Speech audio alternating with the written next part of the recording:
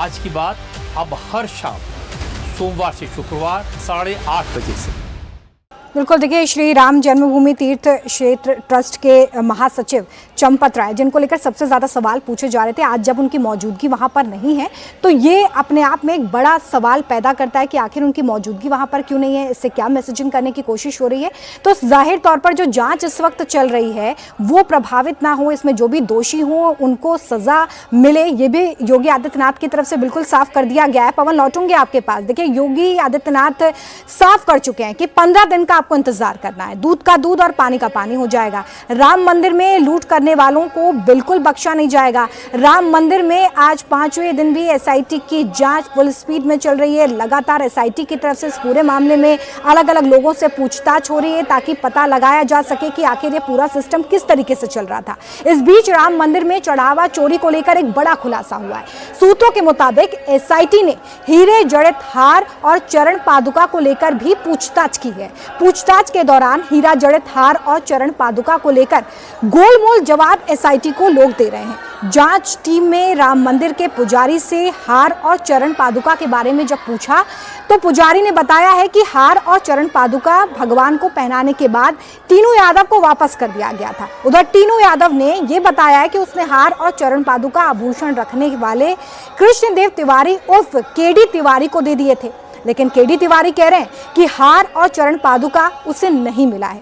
KD Tiwari ने यह बताया है कि उसने ना तो सोने की ईंट पाई है और ना ही उसे इससे रिलेटेड कोई भी रसीद मिली है। यानी कि अब तक जो पूछताछ हुई है उसमें कोई भी तस्वीर साफ होती नजर नहीं आ रही है। एसआईटी राम मंदिर दान चोरी को लेकर लगातार जांच कर रही है। आज की अपडेट यह है, हमें सूत्रों से पता चला है कि एसआईटी ने एक हार और एक चरण पादुका को लेकर पूछताछ की है। एक हार और एक चरण पादुका प्रभु श्री राम के चरणों में अर्पित किए गए। पुजारी को बुलाकर जब पूछा गया कि वो चरण पादुका और हार जो प्रभु श्री राम को चढ़ाया गया था वो कहाँ है, तो पुजारी की तरफ से कहा गया कि वो उन्होंने टिन्नू यादव को दे दिया। जब टिन्नू यादव से इस हार और चरण पादुका के बारे में पूछा गया तो टिन्नू यादव ने कहा कि आभूषण के प्रभारी केडी तिवारी को वो हार और चरण पादुका गलाने के लिए सौंप दी गई, लेकिन केडी तिवारी का कहना है कि उन्हें इस तरह का कोई हार या चरण पादुका की ना तो रसीद प्रस्तुत कर पाए, ना उसके गलाने के कोई सबूत दे पाए।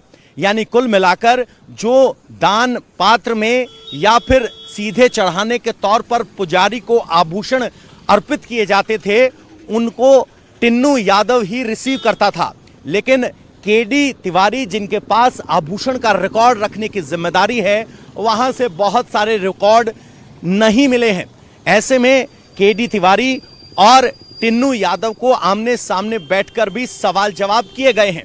अब जांच का दायरा सिर्फ गिनती करने वाले कर्मचारियों तक सीमित नहीं है, बल्कि इस परिसर में व्यवस्था में लगे वो लोग जो इस सारी व्यवस्थाओं के बीच कड़ी का काम करते हैं उनसे भी पूछताछ कर रही है। और बड़े स्तर पर क्या प्रोसेस फॉलो किया जाता था उसको लेकर जांच हो रही है। बयान लिए जा रहे हैं, सीसीटीवी फुटेज खंगाले जा रहे हैं और बैंक डिटेल्स की भी जानकारी ली जा रही है।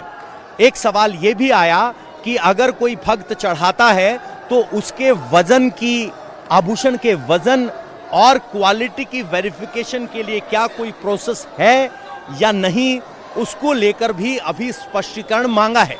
यानी एसआईटी सिर्फ कैश चोरी नहीं, पूरे दान के मिलने वाले सामान के प्रोसेस को ऑडिट कर रही है कि कहां प्रोसेस था, कहां लूप था, कहां लूप होल था। और इसी तरह ये एसआईटी अब विस्तृत प्रोसीजर्स को जांच के दायरे में ला चुकी है।